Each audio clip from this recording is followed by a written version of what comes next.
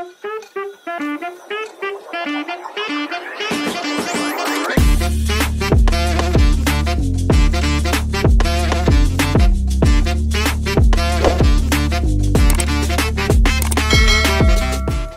warahmatullahi wabarakatuh. Halo sahabat Porsi Podcast Farmasi. Kembali lagi kita di Podcast Farmasi. Kali ini kita akan membahas terkait penguatan manajemen lembaga dan pengelolaan lembaga kemahasiswaan. Tentunya Podcast Farmasi telah menghadirkan narasumber yang khatam terkait pembahasan kita hari ini bersama dengan Kak siapa? Zaki. Oh, Kakanda Zaki. Saya Dayat sebagai moderator pada podcast hari ini. Bagaimana kabarnya Kak? Alhamdulillah masih sehat. Alhamdulillah masih sehat. Berarti nanti udah sehat? Kesehatan kan tidak ada yang tahu. Oh iya betul. Kira-kira kesibukannya akhir-akhir ini apa Kak? Kesibukan sekarang ini kemarin kan baru selesai jadi steering komite di HMJ Farmasi. Ya. Dan sekarang lagi penggarapan PBAK di penggarapan PBAK. Fakultas Kedokteran dan Ilmu Kesehatan. Oh, berarti sebentar lagi mahasiswa baru angkatan 2024 memasuki kampus ya Kak? Iya. Oh, iya. Oke baik, jadi kali ini kita akan membahas terkait penguatan manajemen lembaga dan pengelolaan lembaga kemahasiswaan. Nah, tadi kan kita sudah berkenalan terkait narasumber, begitupun dengan saya sebagai moderator. Bagusnya kayaknya saya panggil Kak atau Kakanda? Kakanda Bebas. Kakanda mukanya aman, lebih enak. Kanda. Oke, jadi begini kawan-kawan. Ternyata Kakanda Zaki ini sebagai seorang mahasiswa farmasi, ternyata dia juga merupakan seorang ketua DEMA, Dewan Eksekutif Mahasiswa Fakultas Kedokteran dan Ilmu Kesehatan. Nah, sebagai ketua DEMA dan juga menjadi mahasiswa farmasi yang tentunya sangat sibuk dengan laboratorium, dengan perkuliahan, kira-kira itu tidak menghambat kegiatan perkuliahan?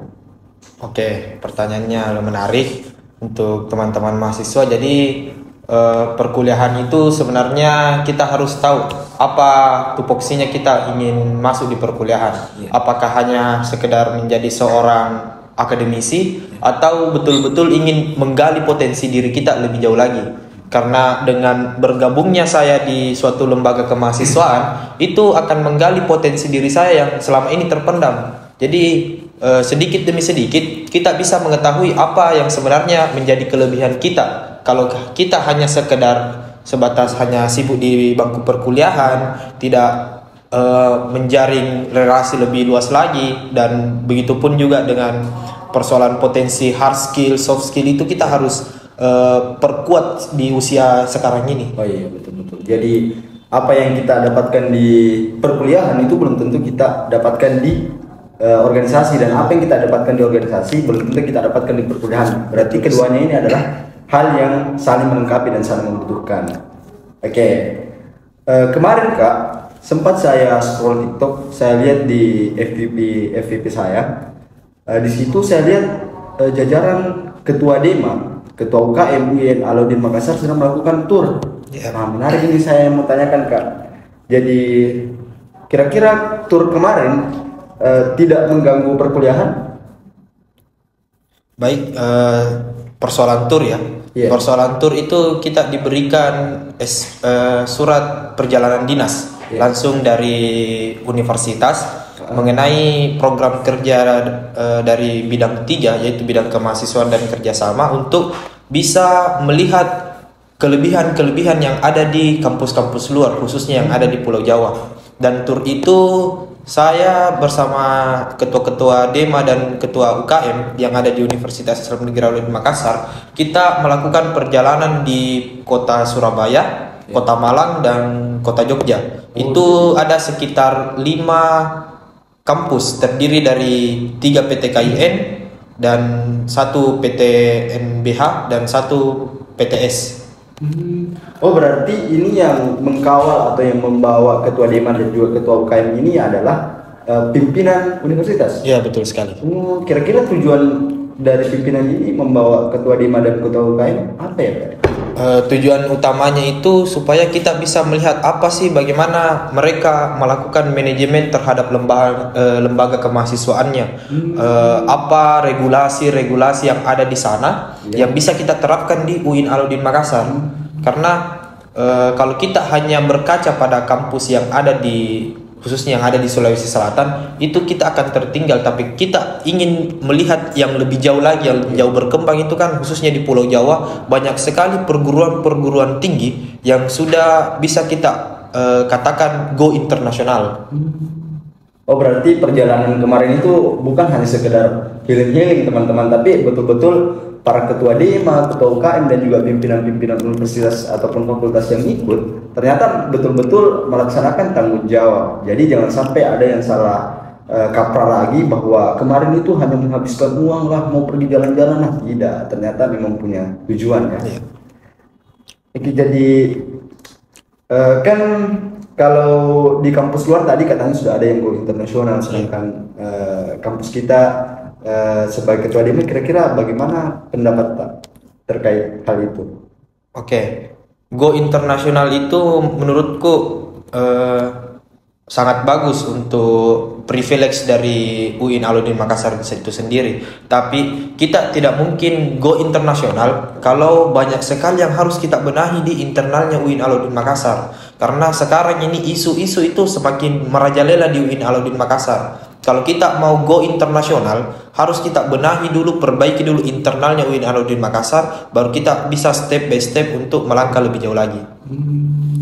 Oh, berarti itu juga merupakan saran untuk teman-teman yang menonton podcast ini. Ya, sebenarnya dari kesadaran kita juga ya, selain daripada pimpinan-pimpinan, tapi kesadaran kita juga sebagai mahasiswa, sebagai pengurus di himpunan, pengurus di DEMA, SEMA, dan dimanapun itu ya, kesadaran adalah nomor satu. Terus ini Kak, yang saya mau tanyakan lagi, kan di kampus luar itu tadi katanya sudah ada yang PTNBH, sedangkan kampus kita sekarang yang kita ketahui adalah masih PTNBU. Kira-kira perbandingannya itu seperti apa dan bagaimana kampus yang sudah masuk kategori PTNBH dan bagaimana kampus yang masih seperti UIN atau kategori PTNBU? Oke, jadi PTNBH itu teman-teman harus ketahui bahwa PTNBH adalah perguruan tinggi berbadan hukum. Jadi dia itu punya regulasi tersendiri. Jadi logikanya itu PTNBH seperti dengan kampus swasta, dia sudah tidak mendapat lagi anggaran dari pemerintah, tapi dia harus mencari anggarannya tersendiri, baik itu dia punya bisnis rumah sakit, hotel dan lain-lain. Intinya dia bisa menghasilkan bisa menghasilkan anggaran untuk kepentingan kampusnya. Sedangkan PTNBLU itu dia perguruan tinggi berlayanan umum. Jadi dia ini masih punya subsidi oleh pemerintah. Nah, perbedaannya antara PTNBH dengan PTNBLU itu dia relatif UKT-nya PTNBH itu lebih tinggi. Karena kan dia sudah tidak mendapat subsidi dari pemerintah, otomatis UKT-nya itu adalah UKT non subsidi. Jadi banyak sekali teman-teman khususnya di UIN itu tidak ingin PTNBH ini terjadi, karena teman-teman takut ketika UIN Alauddin Makassar mencapai gelar PTNBH itu dia bisa UKT-nya itu langsung melonjak naik. Karena sekarang ini di internalnya teman-teman di UIN Alauddin Makassar, kita sudah mengkaji KMA tahun 2024 mengenai penentuan nominal UKT, dan ada beberapa jurusan yang UKT-nya itu naik, bahkan ada yang hampir di angka nominal 1 juta kenaikannya.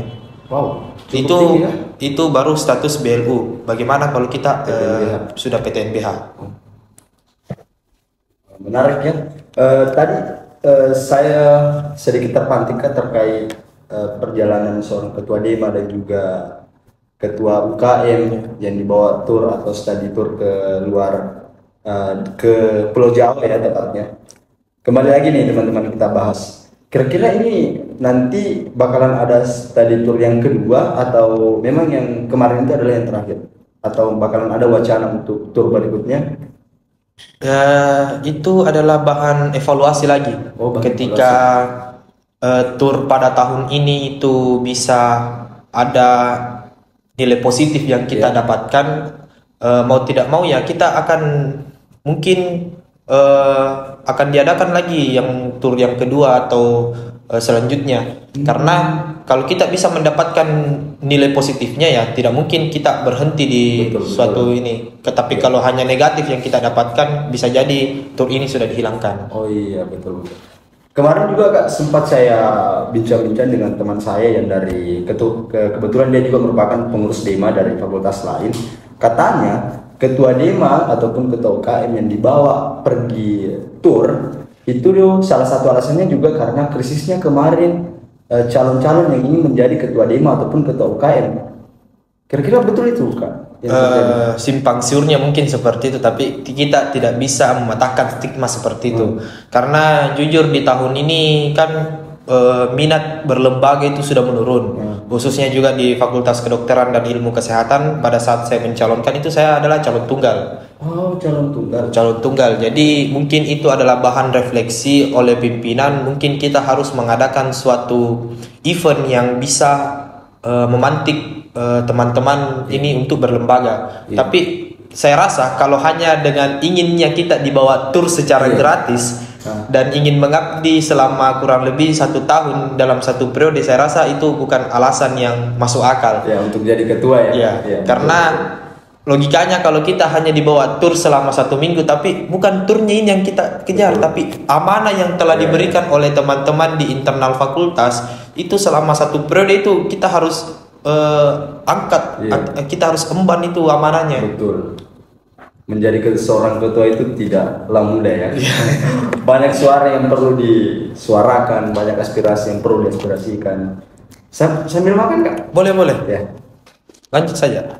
Itulah pertanyaan terakhir sekaligus menjadi pertanyaan penutup pada porsi podcast Farmasi episode 3. Nah, sebelum kita tutup, kawan-kawan, kita ada mau memperlihatkan dokumentasi Ketua Dema Kakanda Zaki pada saat study tour di Pulau Jawa. Nah, ini dia. Wow, keren ya. 1, 2, 3, 4, 5, 6, 7, 10 orang. Rektor ini di Brawijaya ya. Mana kita di sini? Ini di. Nah, kalau ini lagi keliling di UIN Malik Ibrahim Malang. Itu UIN Malang, ini Brawijaya, ini di mana? UIN Malik juga. UIN Maliki. Maulana Malik Ibrahim. Oh, keren ya, teman-teman. Masih ada? Oh, masih ada ternyata. Kalau ini di UIN Jogja. Jogja, wow. Betul-betul keliling Pulau Jawa. UIN Sunan Kalijaga. Ini rektornya. Ini warek Biro AAKK. Ibu Kepala Biro. Nah, kalau ini di aulanya Brawijaya. Para pemimpin fakultas UI yang ada di Makassar. Semoga saya juga bisa jadi gitu ya. Kalau ini lagi ngopi di AADK Malang. Ada apa dengan kopi cafe? Ada apa itu? AADK. Oh, namanya. Oh, kira. Nama kafenya itu. Namanya. Ini bersama teman-teman dari Universitas Muhammadiyah Malang sama Universitas UIN Jogja. UIN Malang. Oh, berarti di sini bukan hanya dari internal UIN saja, tapi campur. Ini ada Universitas Muhammadiyah Malang sama UIN Malang. Keren. Relasi betul-betul bertambah. Itu kan dokumentasi dari pemimpin fakultas beserta dari pimpinan, ketua-ketua UKM pada kegiatan study tour di Pulau Jawa. Ternyata betul-betul menyenangkan ya seorang jadi ketua, tapi dibalik dari muka-mukanya yang ceria itu sebenarnya mereka pusing juga mikirin lembaga. Dimakan nggak? Oke, boleh. Itulah tadi bincang-bincang kita di porsi podcast Farmasi episode 3 yang tentunya membahas penguatan manajemen lembaga dan pengelolaan lembaga kemahasiswaan. Saya Dayat selaku moderator pamit undur diri. Saya Zaki selaku narasumber pada kesempatan kali ini. Oke, jangan lupa di like, comment, subscribe, and share di YouTube HMJ Farmasi UIN Alauddin Makassar. Sampai jumpa di podcast episode selanjutnya. Bye bye.